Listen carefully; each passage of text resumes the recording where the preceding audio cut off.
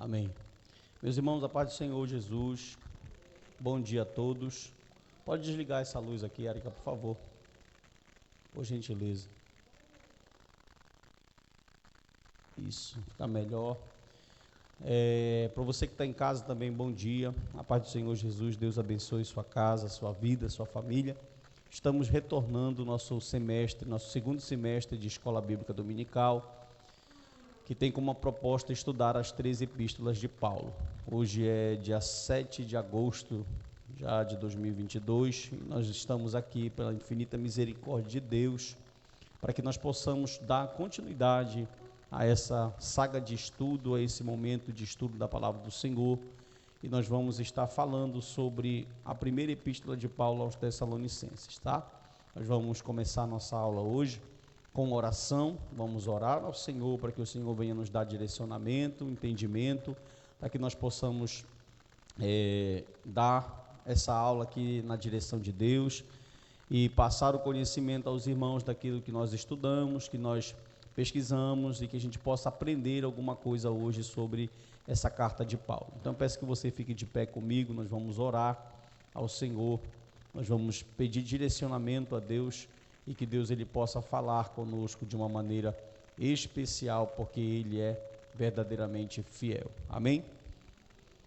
Querido Deus e eterno Pai, eu quero te agradecer, meu Senhor, por mais uma oportunidade que o Senhor nos concede, grande Deus, de estarmos aqui.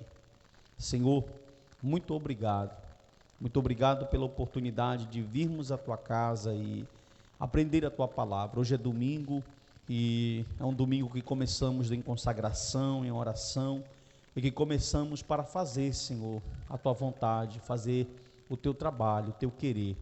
Deus, abençoa a Tua igreja, os que estão aqui presentes e os que estão na rede social, que vão ouvir, Senhor, a ministração dessa aula, ao vivo ou depois, que o Senhor possa os abençoar de uma maneira especial. Espírito Santo, eu sempre digo em toda aula que eu ministro, Tu és o melhor de todos os professores.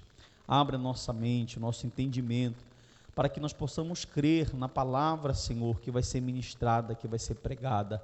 Meu Deus amado, que possamos aprender e que o Senhor possa nos revelar a Tua vontade, para que possamos ser servos melhores, homens melhores, mulheres melhores, e o Teu nome vai ser glorificado. Usa a minha vida, Senhor, que possamos dialogar, que possamos, meu Deus amado, ter momento de resposta, de pergunta, que possamos, Senhor, crescer juntos na graça e no conhecimento. Assim eu te peço e te agradeço em nome do Pai, do Filho e do Espírito Santo, e que todos nessa manhã possam dizer amém. Pode sentar. Rafael, liga esse ventilador para mim aqui, por favor, só na tomada lá, coloca a tomada dele lá para mim, ou esse aqui, por gentileza. Queridos irmãos, bom dia. Graças a Deus, né, nós estamos aqui mais uma vez para falar da palavra do Senhor. Eu quero começar a nossa aula de hoje, como nós vamos falar da primeira epístola de Paulo aos Tessalonicenses. Eu peço que vocês abram a Bíblia de vocês em Atos, capítulo de número 17, Atos dos Apóstolos, capítulo de número 17, que é justamente aqui o ponto inicial para nós entendermos acerca dessa igreja. Por quê? Porque do capítulo 17, versículo 1 ao versículo de número 9, é aqui que está a narrativa de Lucas sobre a segunda viagem missionária de Paulo. Vamos falar um pouco disso. Eu trouxe um mapa para a gente observar um pouco essa viagem. E aqui, do versículo 1 ao versículo 9, nós temos a narrativa da fundação, ou do fundamento dessa igreja, da igreja de Tessalônica. A igreja de Tessalônica, ela era a igreja principal da província da Acaia, né? Então ela é uma igreja que foi muito importante para o desenvolvimento do evangelho na Europa, no Ocidente, no mundo. Ela era uma porta de passagem estratégica do apóstolo Paulo, e aqui Lucas ele vai narrar como foi a fundação dessa igreja. Eu queria que você lesse comigo, nós vamos ler esse texto aqui. Você que está em casa, você pode pegar uma Bíblia também e abrir no livro de Atos, na carta de Paulo, no livro de Atos, capítulo 17, livro de Lucas. Você pode ler comigo o texto que diz assim: tendo passado por Anfípolis e Apolônia, Paulo e Silas chegaram a Tessalônica, onde havia uma sinagoga dos judeus. Paulo, segundo o seu costume, foi procurá-los e por 3 sábados discutiu com eles a respeito das Escrituras, expondo e demonstrando ter sido necessário que o Cristo padecesse e ressuscitasse dos mortos. Paulo dizia: este Jesus que eu anuncio a vocês é o Cristo. Alguns deles foram persuadidos, se juntaram a Paulo e Silas. O mesmo aconteceu com numerosa multidão de gregos, piedosos e mulheres muito importantes. Os judeus, porém, movidos de inveja, trazendo consigo alguns homens maus dentre a malandragem, reuniram uma multidão e provocaram um tumulto na cidade. E, atacando de surpresa a casa de Jason, procuraram trazer Paulo e Silas por meio do povo. Porém, não os encontrando, arrastaram Jason e alguns irmãos diante das autoridades, gritando: estes que promovem tumulto em todo o mundo, chegaram também aqui. E Jason os hospedou na casa dele. Todos estes agem contra os decretos de César, dizendo que existe outro rei chamado Jesus. Versículo 8. Tanto a multidão como as autoridades ficaram agitadas ao ouvir estas palavras. Porém, depois de terem recebido deles a fiança estipulada, as autoridades soltaram Jason e os outros. Amém, irmãos? Então, esse texto aqui, ele é o texto-chave para que a gente possa entender, na segunda viagem missionária do apóstolo Paulo, a fundação dessa igreja. Na verdade, irmão, essa igreja ela foi uma igreja muito importante, como eu disse, para Paulo. E eu vou começar minha aula hoje trazendo aqui um vídeo para vocês, uma ilustração de um pequeno vídeo de 7 minutos, 5, 7 minutos, que é uma introdução a essa carta. Eu acredito que ele pode nos ajudar para que a gente possa ter um contexto bem explicado dessa carta, e depois nós vamos tocando esses pontos que estão aqui no slide, para que a gente possa dar procedimento aí à nossa área. Pode soltar, pode colocar o vídeo lá para mim, Érica, por favor, pode soltar.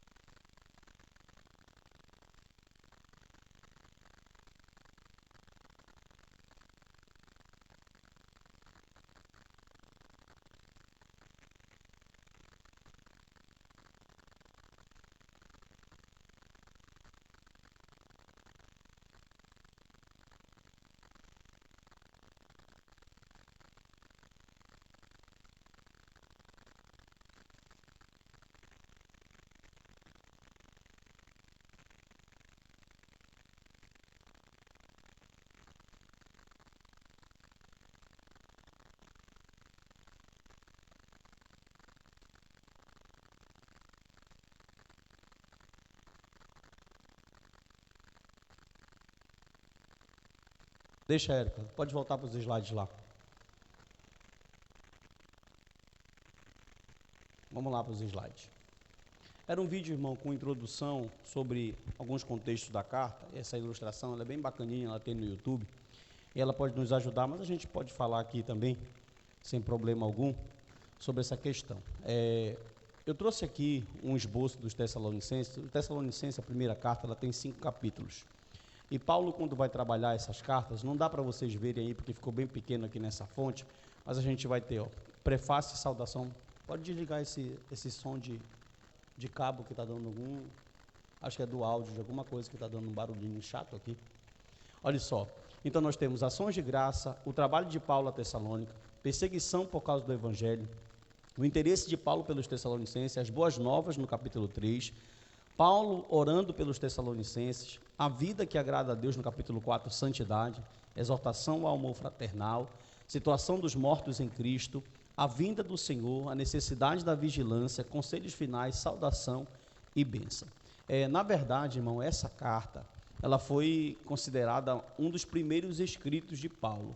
Há aí uma discussão entre os teólogos se seria 1 Tessalonicense ou as cartas aos Coríntios. Elas estão aí na datação entre 42 a 50 e 58 depois de Cristo. Então, pode ser que essa carta aqui seja a primeira carta de Paulo que tenha sido escrita, tá? E esse esboço, essa carta ficou um pouco um pouco complicada, porque ela fala também de escatologia. E um aqui dos desafios interpretativos dessa carta vai ser estudar o capítulo 4 dessa carta, porque Paulo vai tratar do fim. E parece não, ali na igreja de Tessalônica, os crentes tiveram um pouco de dificuldade de entender essa vinda ou essa volta de Cristo, esse retorno de Cristo, tanto que alguns moradores de Tessalônica, alguns crentes, e existiam alguns crentes ali, eles já estavam vendendo as suas propriedades, entregando tudo que eles tinham, porque Paulo estava ensinando através das suas cartas e do seu ensino que Jesus ele retornaria a algum momento. Então eles já estavam esperando Jesus para aqueles dias, para aqueles momentos. Eles não esperavam Jesus para longe, não. Então nós temos esse esboço, partindo desse esboço aqui. Essa igreja de Tessalônica, como nós lemos, ela está inserida na segunda viagem missionária de Paulo. E na verdade, irmão, Tessalônica, ela não é uma cidade nova, tá? Heródoto, 600 anos antes de Cristo, ele já falava de Tessalônica. Essa cidade, sempre foi uma cidade grande, uma cidade opulenta. Hoje ela é a segunda maior cidade da Grécia. Hoje ela tem o nome de Salônica, tá? Tiraram só o T, o nome dela hoje é Salônica. E esse nome ele vem da cunhada da irmã de Alexandre o Grande, tá? A irmã de Alexandre o Grande, o nome dela era Salônica. Então essa cidade Tessalônica foi em homenagem a essa irmã de Alexandre o Grande. Então o cunhado de Alexandre o Grande batizou essa cidade com esse nome. Artaxerxes também, um pouco tempo depois de Cristo, ou melhor, antes de Cristo, ele tinha bases de navios que ficavam nessa cidade. Então essa cidade sempre foi uma cidade estrategista para que muitas coisas acontecem. Eu trouxe uma foto aqui para vocês, antes de mostrar esse mapa aqui, ó. Não dá para ver muito direitinho, eu acho, por causa do slide, mas bem aí onde esses garotinhos estão, deixa eu ver se esse laser vai pegar aqui. Trouxe um laser para tentar ajudar aqui. Aí onde esses garotinhos estão, é uma muralha antiga, são restos da Tessalônica no tempo de Paulo.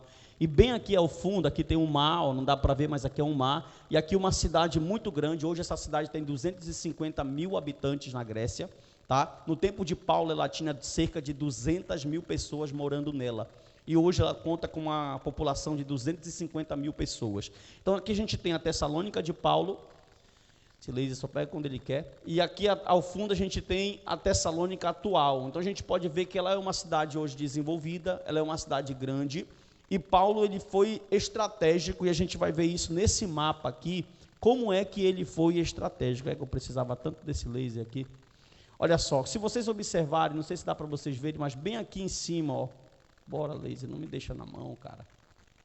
Bem aqui em cima, onde está escrito Neápolis, aqui em cima, bem em cima aqui, Paulo passa o capítulo 17, Paulo vai, 16, ele chega em Filipo, capítulo 17, ele passa em Neápolis, Filipo, vai para Tessalônica, desce na Bereia e vem para Atenas, no 17. No 18, Paulo chega em Corinto e acaba a segunda viagem missionária, e no 19 começa a terceira viagem missionária e última, quando ele chega na cidade de Éfeso. Então, preste atenção. Aqui está escrito Samotrácia, bem aqui, ó, aproveite quando o laser pegar, bem aqui, entre essas duas pontas aqui desse mapa, ficava a cidade de Constantinopla. E a cidade de Constantinopla era considerada a maior cidade do mundo antigo.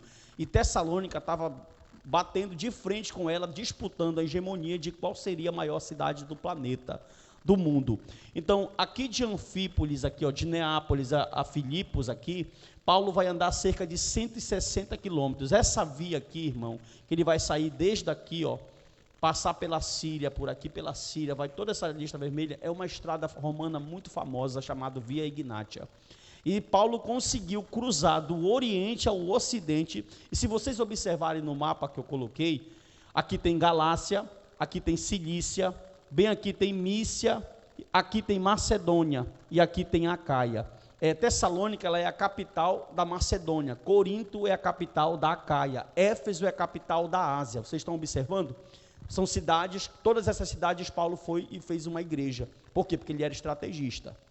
Então ele procurava os grandes centros urbanos e conseguia, através dessa característica dele de procurar cidades grandes para colocar. E se você observar também, toda essa parte aqui, ó, todo esse lugar aqui, irmãos, são cidades portuárias.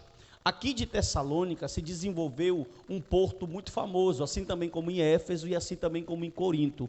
Então essas cidades, elas eram tanto saída como entrada de mercadoria, de cultura, de tudo, de religião. Então aqui está desenvolvendo o mundo antigo e Paulo está fazendo esse percurso todinho aí. Ó.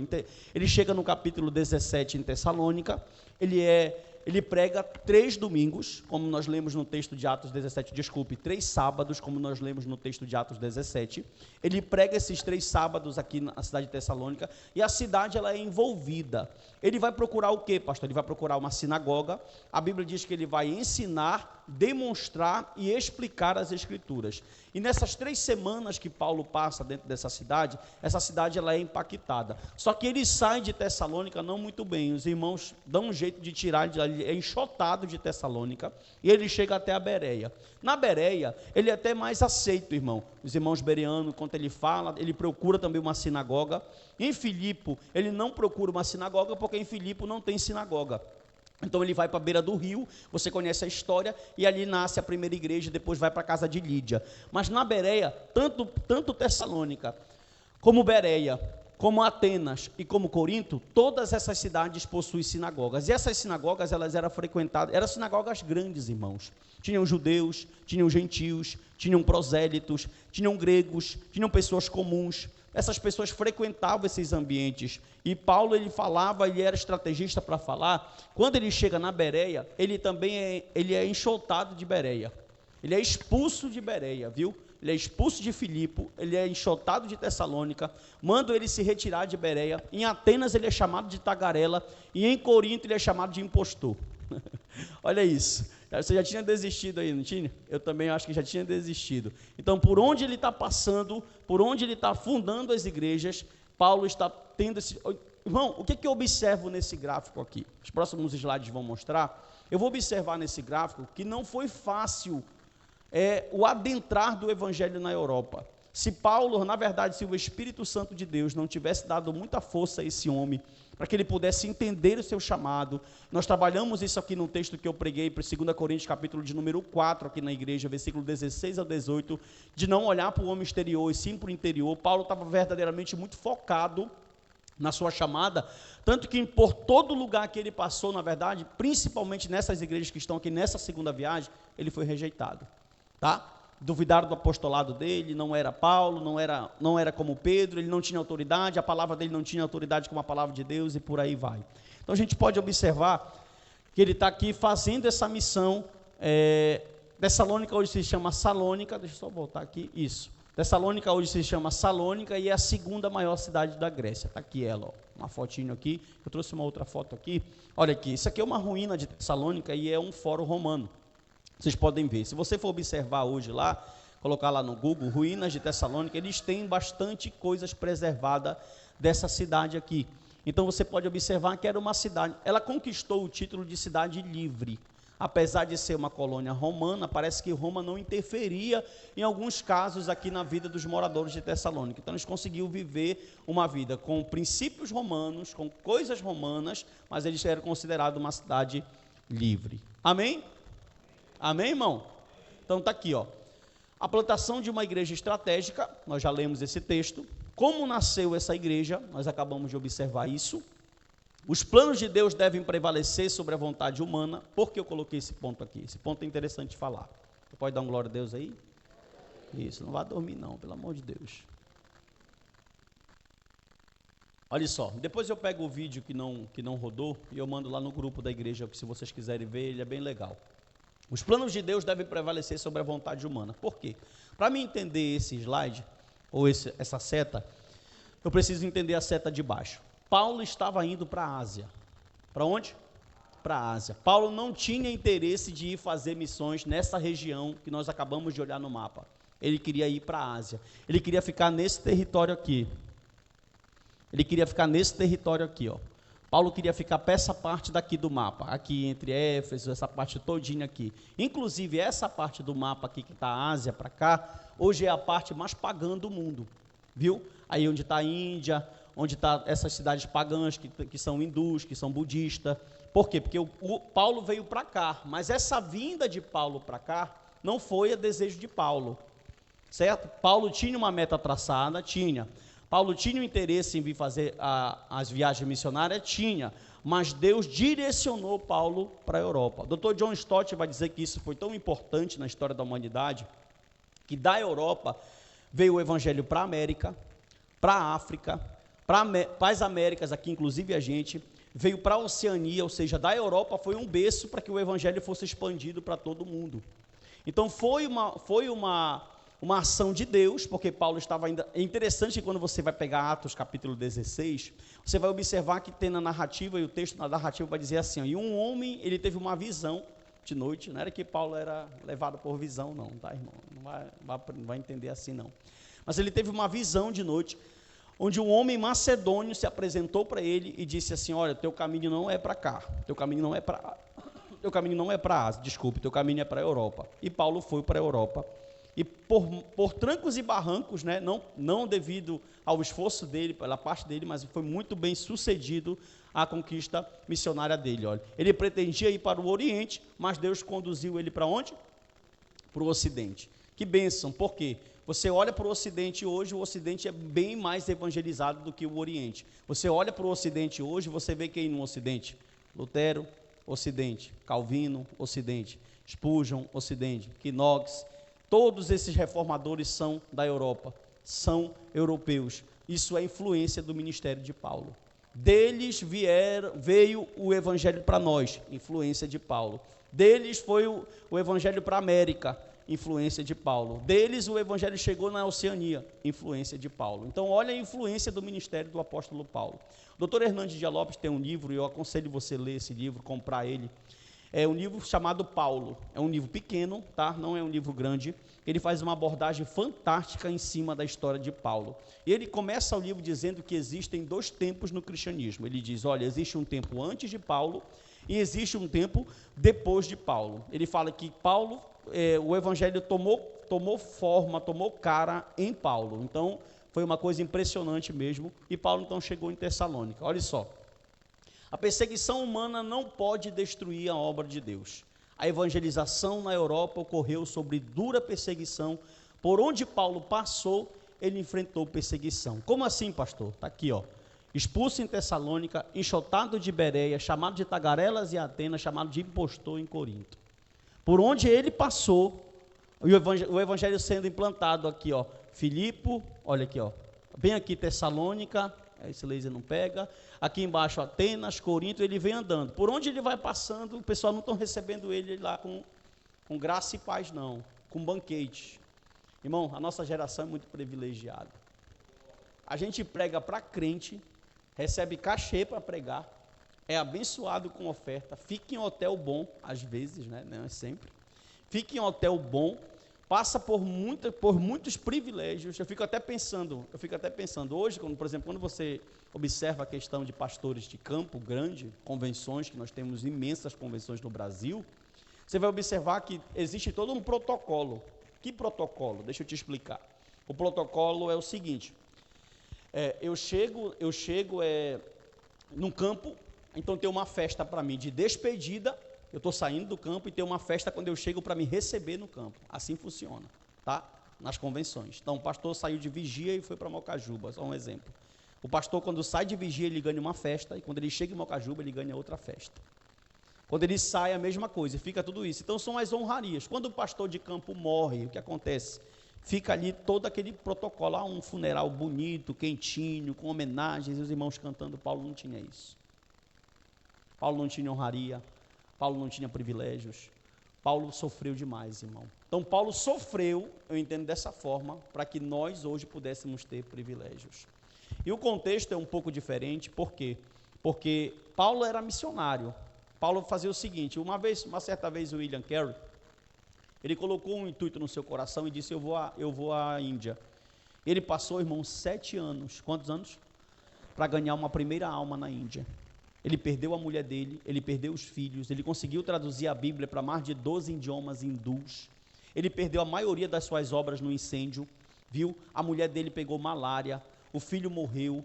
Depois de 7 anos em solo indiano, ele conseguiu levar o evangelho para a Índia. Só para você ter uma ideia. Então, quando você pega grandes homens como Paulo, como William Carey, como missionários, você vê as missões, portas abertas, você vai observar que é um privilégio, irmão. Eu fico pensando assim, olhando para toda essa dificuldade que Paulo está enfrentando para que esse evangelho possa ser implantado em solo europeu, a gente talvez só cresça aqui na maturidade cristã verdadeiramente, talvez, se Deus, não sei o que vai acontecer daqui para frente, eu sou milenista e tende a piorar, né, para mim, mas talvez nós vamos viver uma fé madura se a igreja passar por perseguição.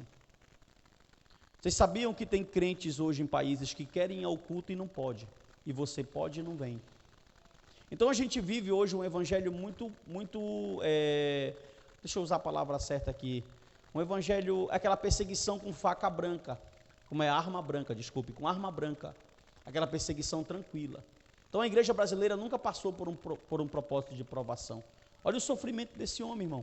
Eu quero entrar nas cidades, levar o evangelho, e ele encontrava, porque Paulo ele ia encontrar uma cultura diferente. Irmão, quando ele entrou em Atenas, a Bíblia diz que ele ficou pasmo com tanta idolatria que tinha naquele lugar.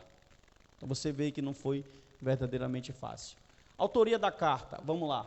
Paulo vai se identificar 2 vezes na própria carta, no capítulo 1, versículo 1 e no capítulo 2, versículo de número 18, como o autor dessa carta. Bem recente agora, alguns críticos começaram a questionar a autoria de Paulo dessa carta, mas é unânime, quase todo mundo comprova que Paulo é o autor da carta aos Tessalonicenses, tá? E ele, nessa carta, na verdade, ele se apresenta triplamente.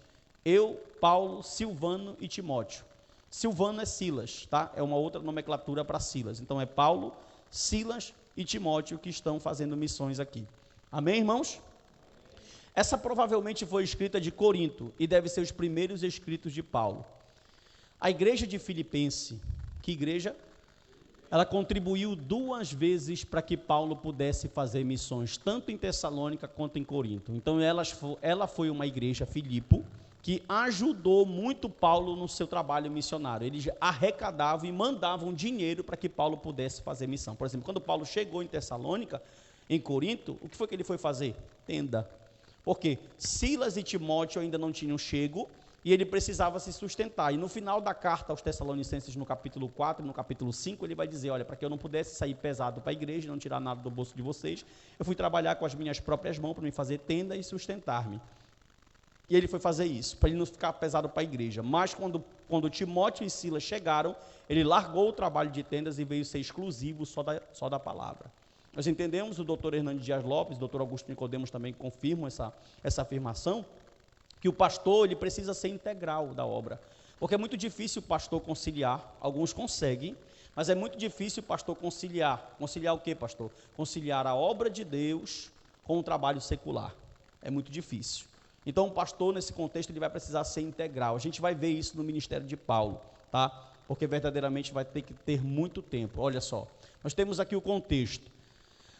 Tessalônica se tornou a capital da Macedônia em cerca de 168 a.C. Então, quando Paulo chegou em Tessalônica, Tessalônica já era uma cidade chamada de capital da Macedônia, uma cidade muito grande. Irmão, cultura muito forte. E Paulo vai ser acusado aqui de fazer um dos piores danos contra Roma. O quê? Ele vai dizer que existe um outro Senhor. César não permitia de forma nenhuma dizer que havia outro Senhor. E Paulo vai dizer que existe um outro Senhor agora aqui para os Tessalonicenses, e esse Senhor é Cristo Jesus que ressuscitou. Certo? Outra coisa, a população girava em torno de 200.000 pessoas nos dias de Paulo. E hoje Tessalônica tem um pouco mais, cerca de 250.000 pessoas. Amém? Então vamos lá. Primeira carta aos Tessalonicenses. Está aqui, ó. Perceba que Paulo está em missão junto com Silvanos e Silas. Está aí as referências. E esses aqui, ó, são pontos de uma igreja eleita. É interessante, irmão, que no capítulo nós vamos precisar ler. Pode abrir Tessalonicenses, 1 Tessalonicenses, capítulo de número 1, por favor. Vamos ler esse texto aqui para você acompanhar. Desculpe. Daqui a pouco a gente vai abrir para os irmãos perguntarem. Olha, esses para Paulo são pontos de uma igreja eleita. Capítulo 1 de 1 Tessalonicenses, versículo de número 4. Eu vou ler aqui, alguém pode ler para mim? Alguém pode ler para mim? Cadê um outro microfone aí? Por favor, sonoplasta. Aqui a Érica já colocou aqui, você pode ler até pelo slide, mas eu quero que os irmãos leiam. Pega aí, Rafael, o microfone. Os irmãos participarem, auxiliarem, olharem o texto. 1 Tessalonicenses, capítulo 1, versículo de número 4, por favor.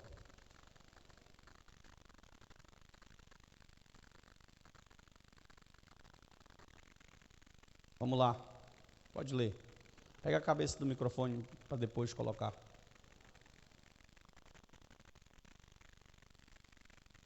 Só aperta uma vez que sai do mute.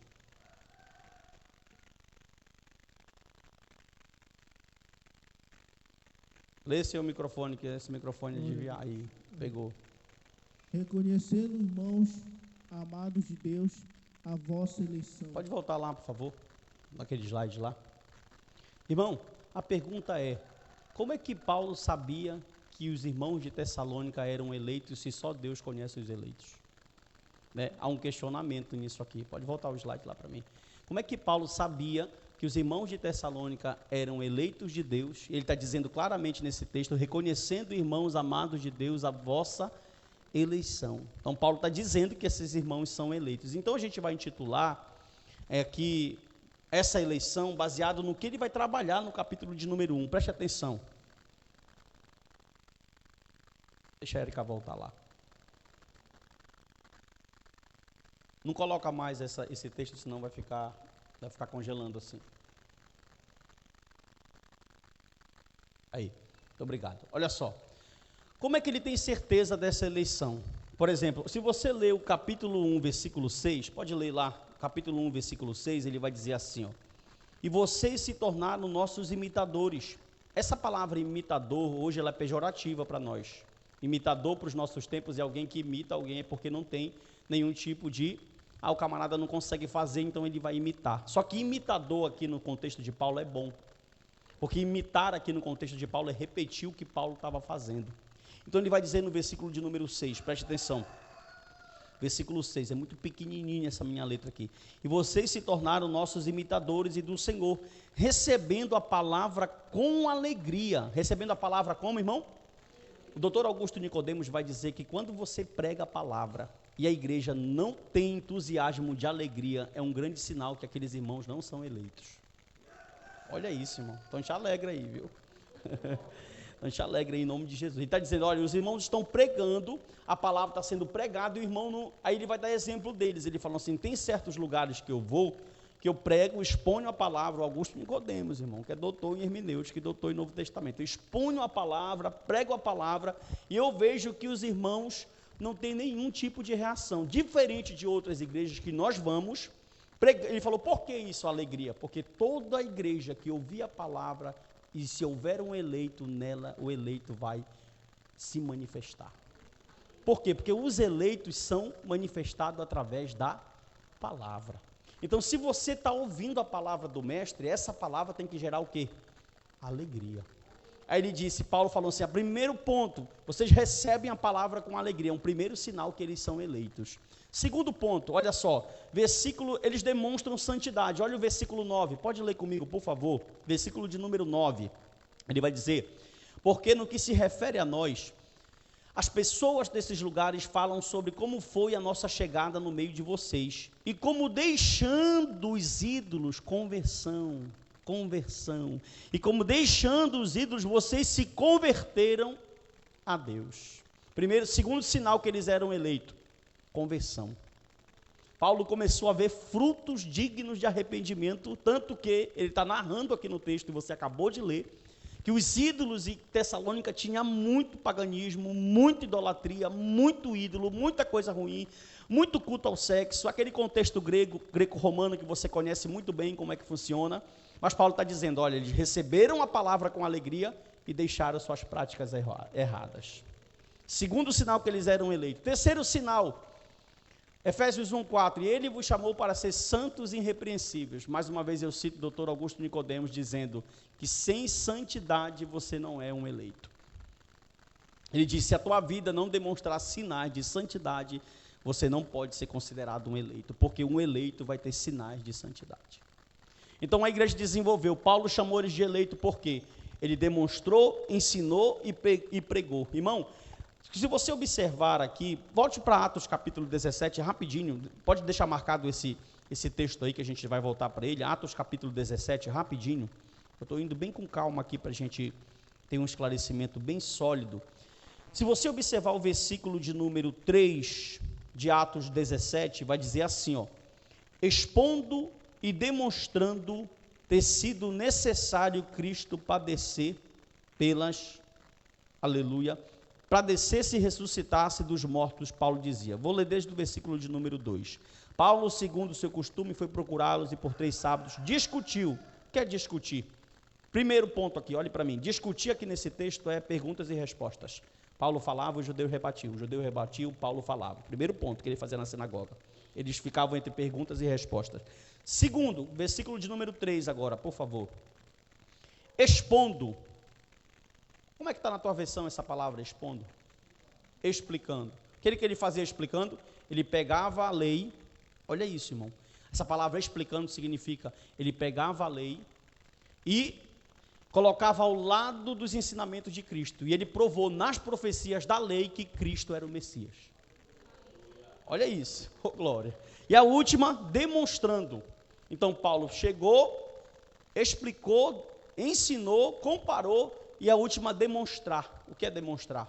Demonstrar pode ser entendido como um milagre, como um sinal de poder, como algo que Paulo... Então Paulo foi aos 3 níveis. Ele foi ao nível da fala, ao nível do ensino e ao nível de demonstrar poder através da sua pregação ali dentro daquela sinagoga. Agora, irmão, presta atenção.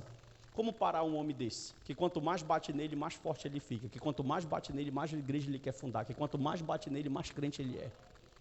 Paulo está focado. Então ele começa a escrever para os irmãos: olha, eu sei que vocês são eleitos. Por que eu sei que vocês são eleitos? Porque vocês receberam a palavra com alegria. Eu vejo santidade em vocês e vocês se converteram. Então Paulo, por esses 3 pontos, ele conseguia analisar que a igreja de Tessalônica tinham crentes eleitos. Amém? Prosseguindo. Perguntas. Vocês têm direito de me fazer 3 perguntas. Vamos lá.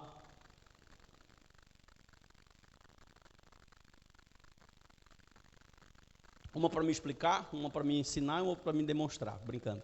3 perguntas para vocês fazerem nessa manhã. Vamos lá. Quem gostaria, levante a mão assim. Irmão, contribua, vamos contribuir na aula. Isso aqui é uma aula, tá? Por favor, pergunte ou então contribua. Eu quero que vocês perguntem em nome de Jesus. Não sei por que eu ainda insisto com pergunta, né? Misericórdia.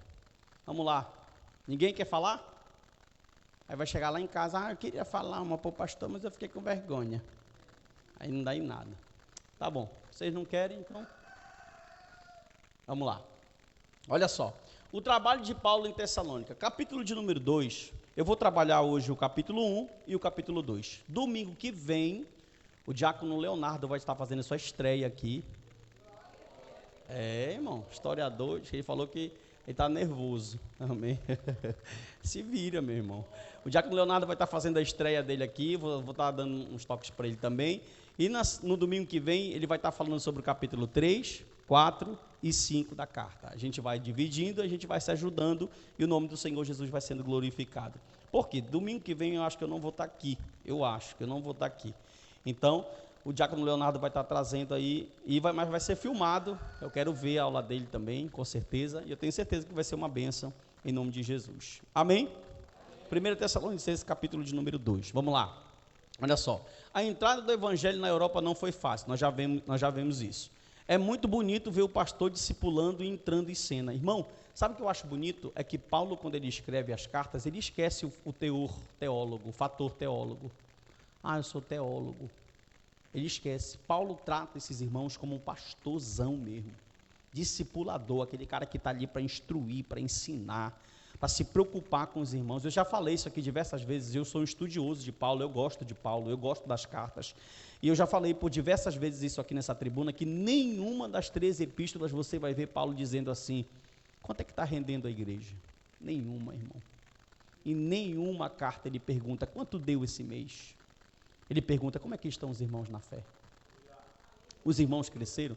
Eu estava conversando com o pastor Frank Silva ontem, fui lá na igreja dele, veio a igreja dele, fui lá acertar uns pontos que eu tinha com ele, e estava conversando com ele, nós estávamos conversando, falando sobre bastidores de convenção, de tudo. Ele me falou: Narciso, eu vi coisas, meu filho, que eu fiquei escabriado, irmão, porque ele falou: meu filho, hoje a conversa é, quanto é que está rendendo lá? A conversa da nossa geração é essa, quanto é que rende no teu campo? A conversa não é, tem famílias lá para ajudar, tem almas lá para ajudar, tem pessoas lá para discipular. Então a gente vê que a igreja de hoje perdeu aquela raiz paulina, aquela raiz apostólica.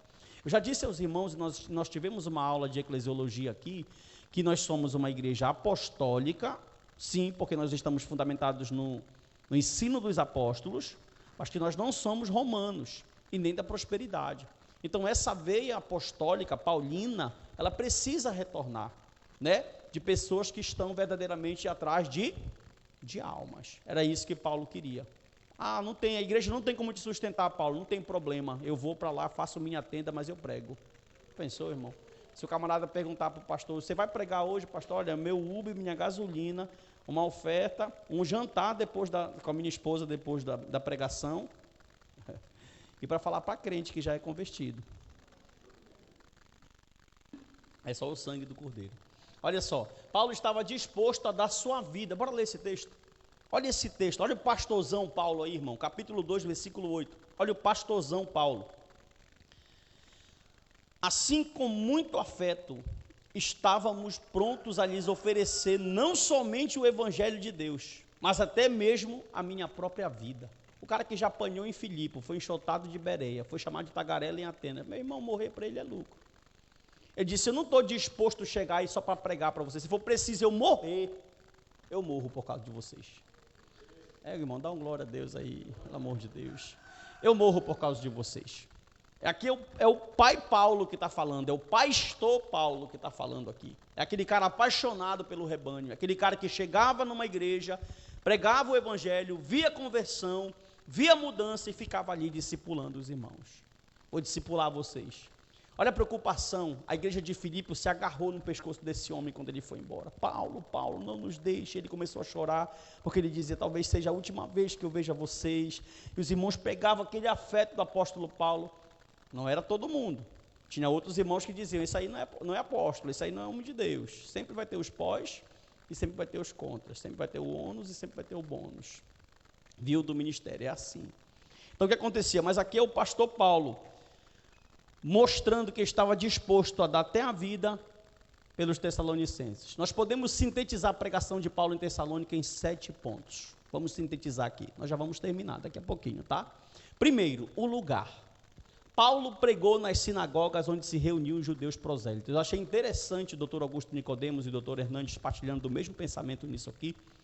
Eu li John Stott, eu li Augusto Nicodemos, eu li o livro da Sociedade, aquele de capinha azul, e li o Hernandes, para fazer essa aula aqui, e vi alguns vídeos. E você pode observar aqui, ó, que o lugar, aí o Augusto Nicodemos contribui muito bem falando assim: se a sinagoga funcionasse domingo, Paulo pregava domingo. Se a sinagoga funcionasse terça, ele ia terça na sinagoga. Como ela funciona? Porque ele foi sábado, porque sábado ela estava cheia de gente.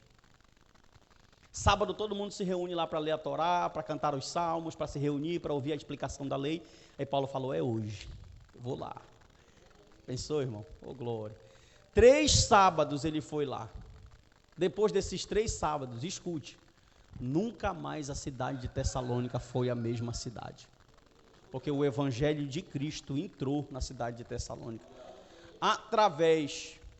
Olha que coisa tremenda isso, irmão, para os líderes de hoje entenderem, em nome de Jesus, porque está aqui e só precisa o Espírito Santo iluminar a tua mente. Paulo não fez campanha, Paulo não fez estratégia, Paulo não fez nada. Paulo simplesmente entrou, abriu o texto, explicou Cristo, vida, ressurreição, morte e ressurreição de Cristo, e o evangelho foi enxertado dentro daquela cidade. Uma mensagem totalmente cristocêntrica, sem nenhum tipo de pragmatismo, foi o que Paulo fez naquele lugar. Então mas pastor, não precisamos de técnica, de parede preta, de chamativo, não precisamos. Agora, para pregar a palavra tem que ter conteúdo. Como é que eu faço, pastor? Vai estudar. Vai fazer um curso teológico, está matriculando aí, viu? Tá. Estou brincando. Vai fazer um curso teológico, vai ler um livro, vai se preparar, vai se dedicar, vai gastar seu tempo com o seu ministério, para você só dar quem? Só dá quem? Só dá quem tem, irmão. Paulo tinha muito. Olha Éfeso, códice C, 11 da manhã a 16 da tarde, de segunda a sábado, de 11 a 4 da tarde, ensinando na sinagoga em Éfeso.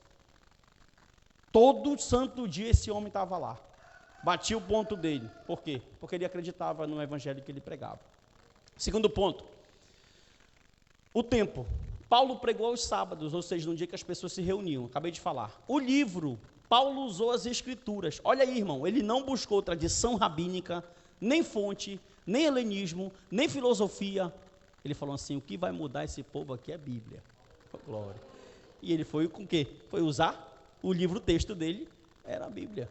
Ele pegava, ele tinha qual Bíblia, pastor? O Antigo Testamento que tu acha que foi anulado, que tu não gosta de ler.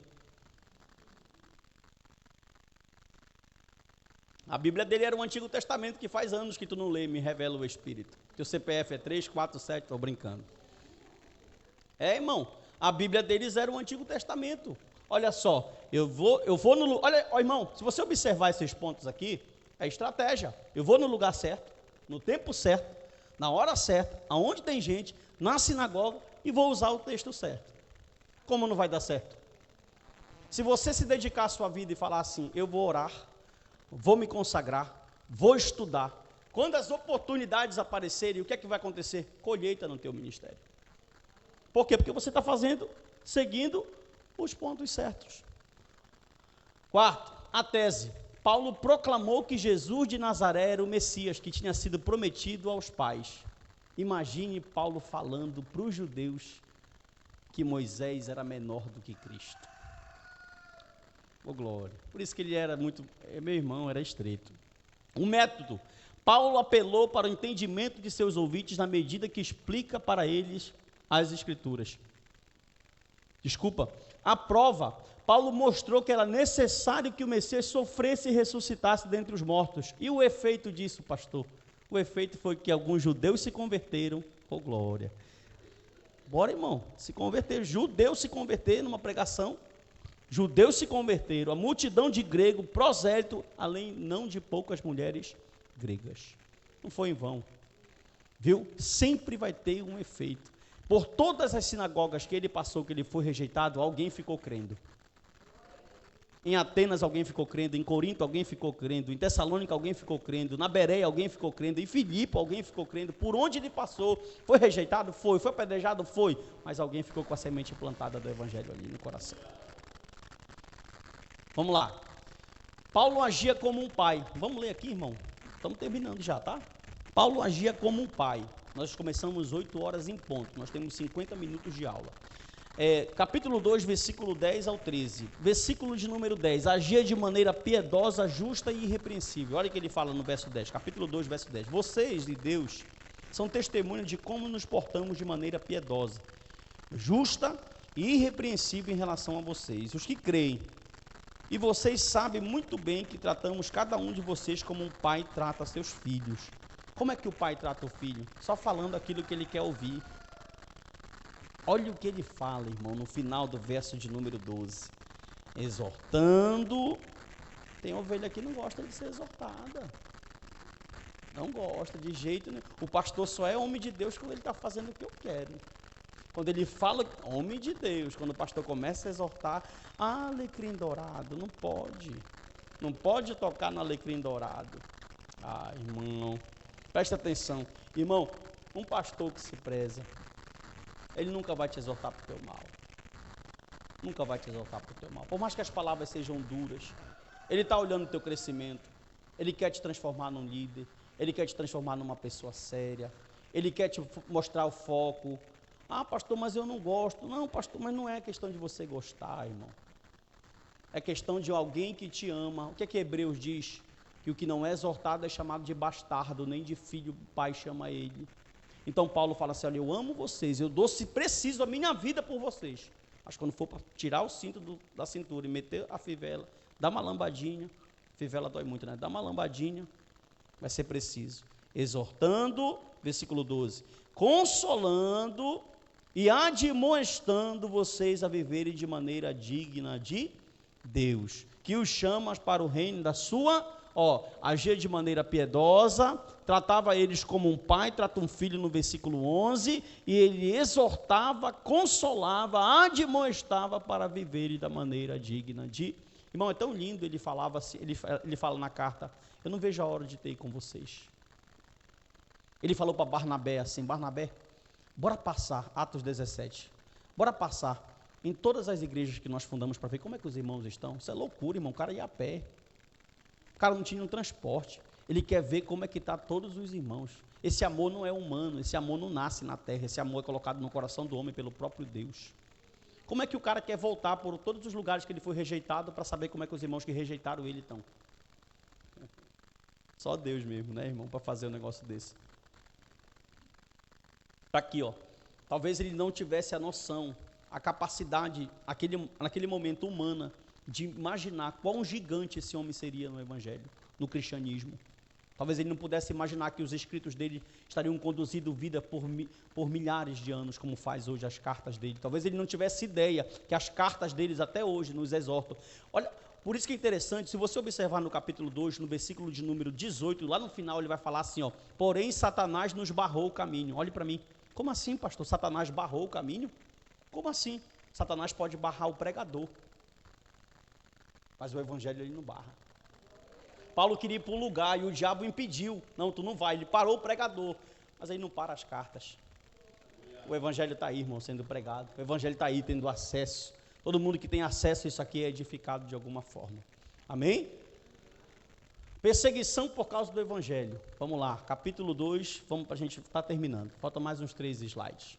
Perseguição por causa do evangelho. Os tessalonicenses apreciaram a palavra. Eles não receberam com palavras de homem, mas sobretudo como palavra de Deus. A prova que os tessalonicenses tinham recebido verdadeiramente a palavra pode ser vista na disposição de passar aflições em prol da sua fé. Vamos ler o verso 14 e o verso 16, por favor, que diz assim, 2, 14 ao 16. Vamos ler. Tanto é assim, irmãos, que vocês se tornaram imitadores das igrejas de Deus, que se vocês desculpe, é muito pequena a minha letra, das igrejas de Deus que se encontram na Judeia e que estão em Cristo Jesus, porque também vocês sofreram da parte de seus patrícios as mesmas coisas que ele, por sua vez, sofrem dos judeus, os quais não somente mataram o Senhor Jesus e os profetas, como também nos perseguiram, não agradam a Deus e são adversários de todos. Versículo 16. A ponto de nos impedirem de falar aos gentios para que estes sejam salvos, a fim de encherem sempre de medida seus pecados. A ira, porém, caiu sobre eles definitivamente. Paulo disse, olha, eu sei que vocês verdadeiramente receberam a mensagem do evangelho, porque vocês estão sofrendo, como eu sofri para levar o evangelho para os gentios, mas o sofrimento de vocês não tem afastado vocês da presença de Deus. Esse é o maior sinal, irmão, que nós recebemos o evangelho. Tudo que acontece na nossa vida, ao nosso redor, ao nosso cotidiano, na nossa viver, permissão do Senhor, processos, se isso não nos afastar da presença de Deus, é porque nós recebemos o evangelho da verdade. Pode olhar, na prática agora, muitos irmãos nossos que receberam tribulações, que receberam suas lutas, que receberam suas provações, onde estão agora? Enclausulados nas suas casas, no ostracismo, deixam de vir à igreja, deixam de congregar. Por quê? Porque as perseguições e verdadeiramente as lutas os pararam. Mas Paulo está dizendo, não, eu tenho certeza que a palavra está enxertada em vocês. Quanto mais a luta bate, mais vocês querem prosseguir. E não é fácil, irmão, não é fácil. Não pense que vai ser fácil, nunca vai ser fácil. Tanto que ele fala, tipo como uma palavra de consolo. Se é para consolar vocês, fiquem na fé, porque da mesma maneira vocês, tessalonicenses, como vocês sofrem, eu também estou sofrendo para me levar o evangelho para os gentios. Os judeus não querem de forma nenhuma, eles pensam que só eles podem ser salvos. E pelo fato deles pensarem que a salvação é exclusiva deles, eles estão impedindo que eu chegue até os gentios para pregar a salvação para eles. Paulo tinha esse sofrimento. Enquanto o teu sofrimento é algo pessoal, o sofrimento de Paulo era o reino. Eu vi uma frase essa semana que mexeu comigo.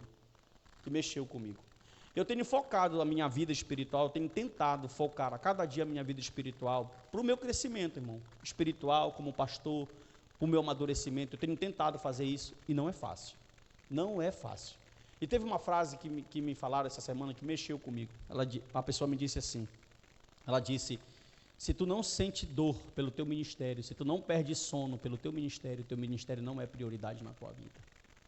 Porque nós perdemos sono pelo trabalho, nós perdemos sono por uma coisa pessoal e pelo ministério.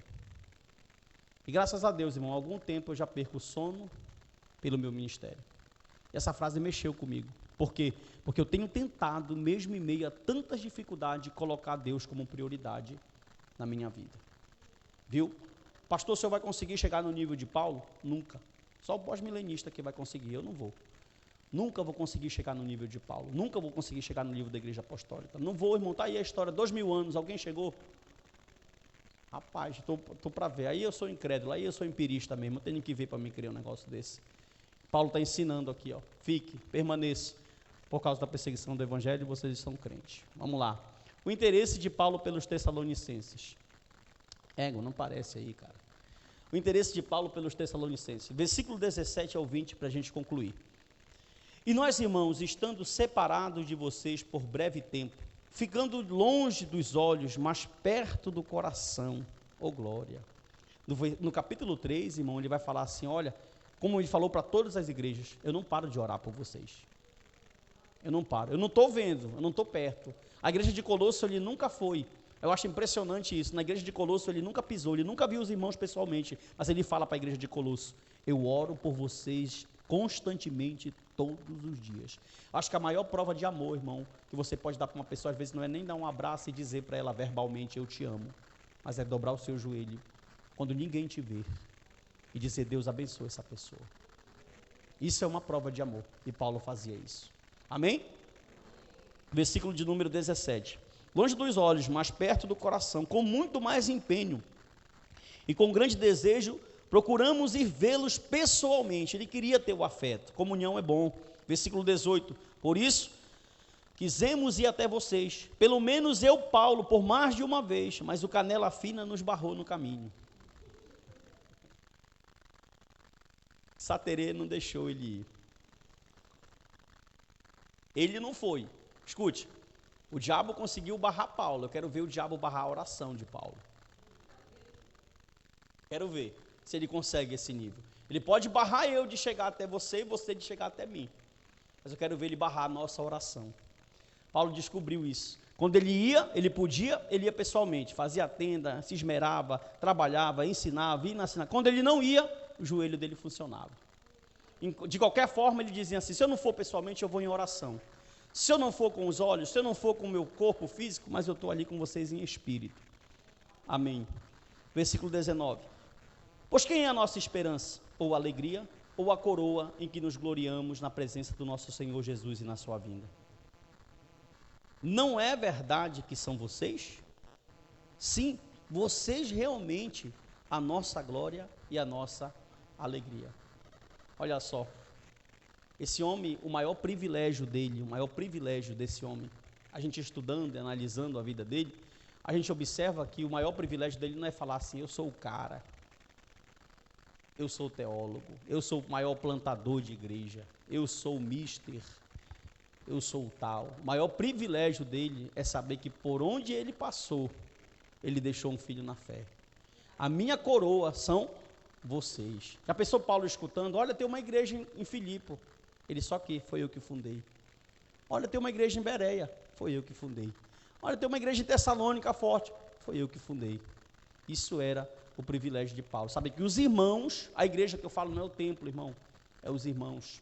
Eles cresceram em graça e em conhecimento. E pasme, para encerrar minha aula, o mesmo Paulo que pregou a primeira viagem missionária, a segunda viagem missionária, que passou, que andou por todos esses caminhos, 2 Timóteo, capítulo de número 4, ele precisa de um crente para dar testemunho por ele, e nenhum aparece.